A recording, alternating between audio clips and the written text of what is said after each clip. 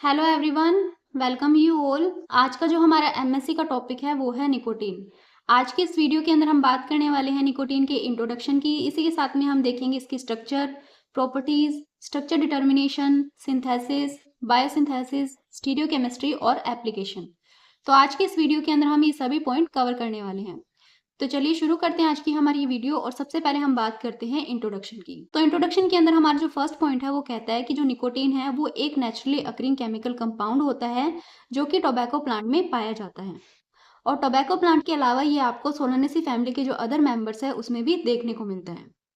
इसके बारे में बात करते हैं हमारे नेक्स्ट पॉइंट की। और नेक्स्ट पॉइंट के अकॉर्डिंग जो निकोटीन है वो चीफ एल्कलॉइड होता है टोबैको प्लांट का।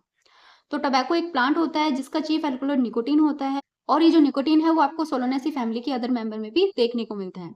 इसके बाद में अगर हम बात करें निकोटीन के नाम को लेकर, तो जो इसका नाम है वो पड़ा है फ्रेंचमैन निकोट के ऊपर।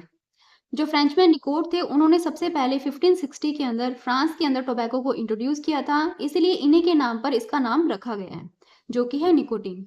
इसके बाद में हम बात करते हैं इसके सिंथेसिस की। निकोटीन टोबैको प्लांट के रूट के अंदर सिंथेसाइज होता है, लेकिन बाद में क्या किया जाता है, लीव्स के अंदर इसे भेज दिया जाता है, जिसके बाद में वो लीव्स के अंदर स्टोर रहता है। और वहां पर जो उसकी कंसंट्रेशन होती है वो होती है 2 to 8% बाय वेट, इसकी कंसंट्रेशन देखने को मिलती है। इसके बाद में बात करते हैं हमारे नेक्स्ट पॉइंट की। और नेक्स्ट पॉइंट के अकॉर्डिंग निकोटीन एक एंटी हर्बिवोर केमिकल भी होता है जो कि इंसेक्ट को एलिमिनेट करने की प्रॉपर्टी रखता है। और इसी वजह से इसका एक्सटेंसिवली यूज किया जाता है इंसेक्टिसाइड के अंदर। और इसी के साथ में जो निकोटीन है वो डेडली पॉइजनस होता है एनिमल्स के लिए। तो निकोटीन के इंट्रोडक्शन से हमें काफी कुछ बातें पता लगी। इसके बाद में बात करते हैं इसके आईयूपीएसी नेम की। तो जो निकोटीन का आईयूपीएसी नेम है वो है 3,1-मिथाइल-2-पाइरोलिडिनाइल पिरिडीन। ये इसका आईयूपीएसी नेम होता है। और इसी के साथ में हमारा जो इंट्रोडक्शन वाला पॉइंट है वो भी कंप्लीट होता है। इसके बारे में बात करते हैं इसके स्ट्रक्चर की। तो यहाँ पर जो आपको स्ट्रक्चर दिखाई दे रही है वो है निकोटीन की स्ट्रक्चर, जिसके अंदर आपको 2 हेटेरोसाइक्लिक रिंग देखने को मिल रही है, जिसके अंदर जो हेटेरो एटम है वो है नाइट्रोजन।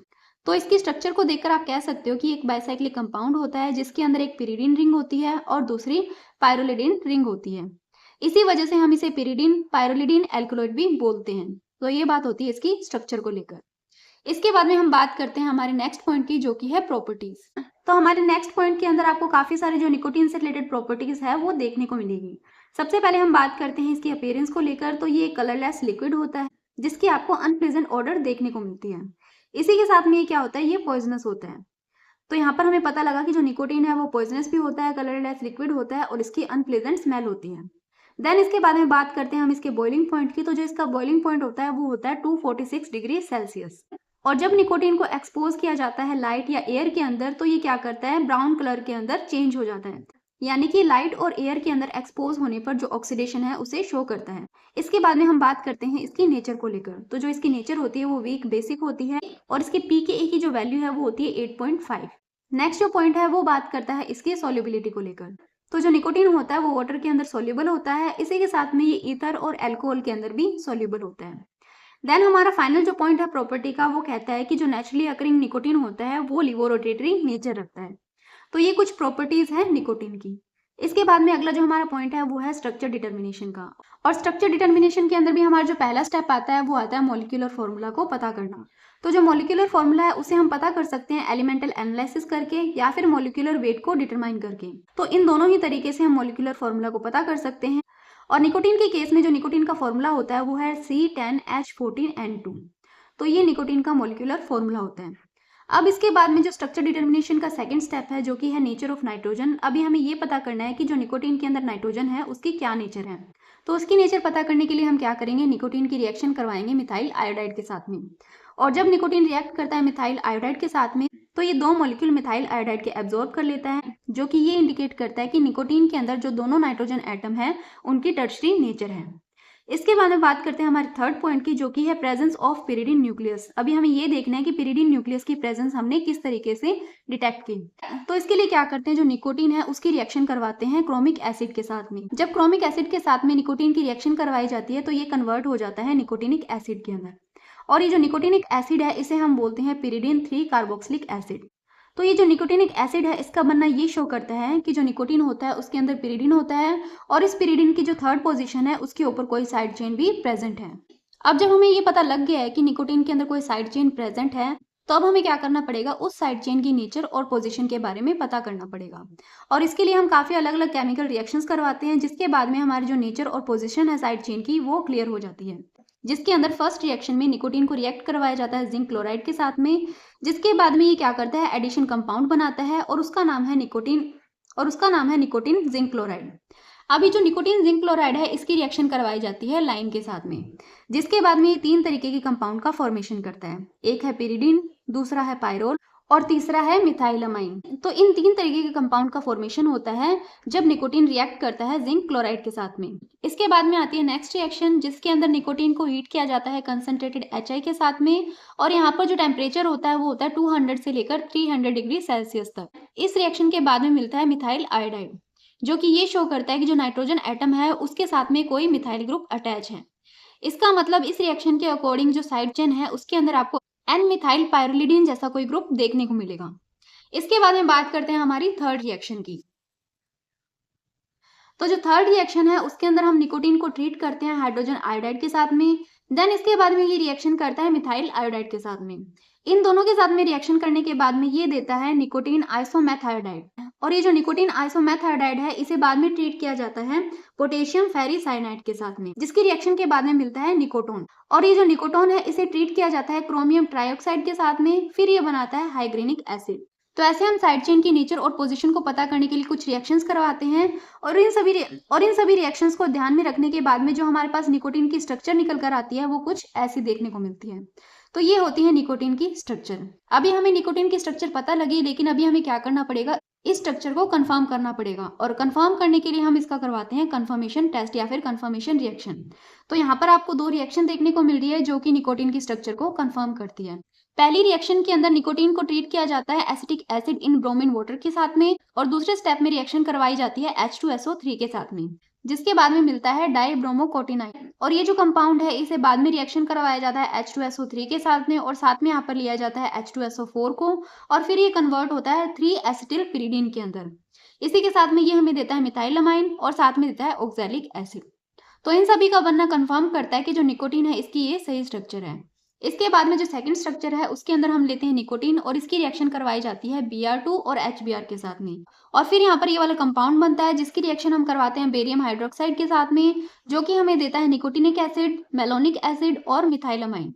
तो ये सभी जो प्रोडक्ट है ये सभी इंडिकेट करते हैं कि जो निकोटीन की सही स्ट्रक्चर है वो ये वाली है। तो इस तरीके से हमने निकोटीन का जो स्ट्रक्चर इल्यूसिडेशन है वो भी डिस्कस किया।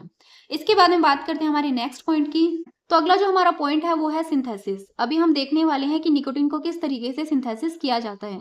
इसके अंदर जो सबसे पहला सिंथेसिस मेथड आता है वो है सुगासावा सिंथेसिस मेथड।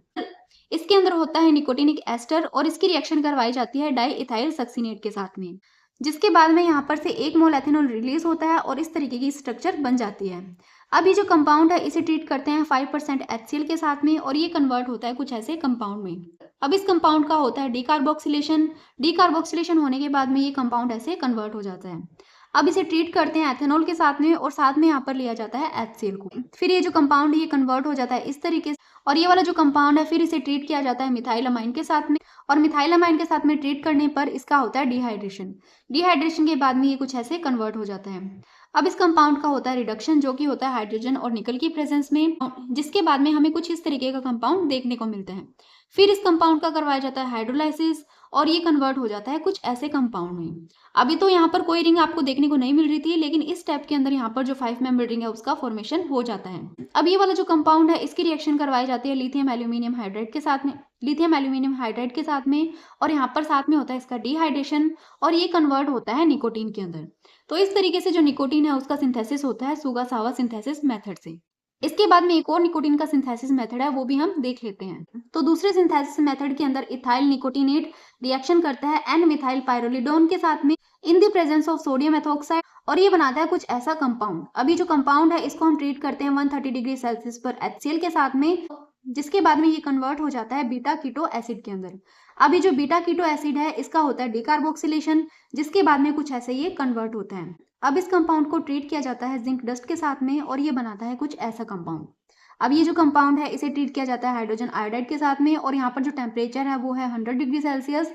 फिर ये कन्वर्ट होगा कुछ ऐसे कंपाउंड। अब ये वाला जो कंपाउंड है इसे जब हम सोडियम हाइड्रोक्साइड के साथ में ट्रीट करते हैं तो ये बनाता है निकोटीन। तो ऐसे निकोटीन का सिंथेसिस किया जा सकता है। इसके बाद में बात करते हैं हमारे अगले पॉइंट की, जो कि है स्टीरियोकेमिस्ट्री।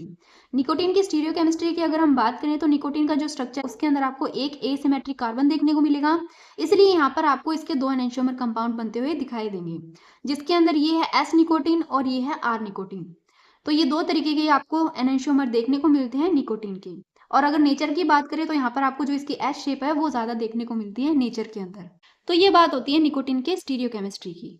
इसके बाद में बात करते हैं हम इसके बायोसिंथेसिस की। तो हम यहाँ पर देखेंगे कैसे टोबैको प्लांट में निकोटीन का बायोसिंथेसिस होता है। एल ऑर्थिनिन और एल आर्जिनिन यहाँ पर दोनों कन्वर्ट होते हैं प्यूट्रेसाइन के अंदर। एल ऑर्थिनिन पर ऑर्थिनिन डीकार्बोक्सिलेज जाकर रिएक्ट करेगा, जिसके बाद में इसे कन्वर्ट करेगा ये प्यूट्रेसिन के अंदर। इसी तरीके से जो एल आर्जिनिन है, इसके ऊपर आर्जिनिन डीकार्बोक्सिलेज जाकर वर्क करता है और काफी सारे यहाँ पर स्टेप होते हैं, जिसके बाद में ये कन्वर्ट होता है प्यूट्रेसाइन के अंदर। अभी जो प्यूट्रेसाइन है इस पर आकर वर्क करता है प्यूट्रेसाइन एन मिथाइल ट्रांसफरेज।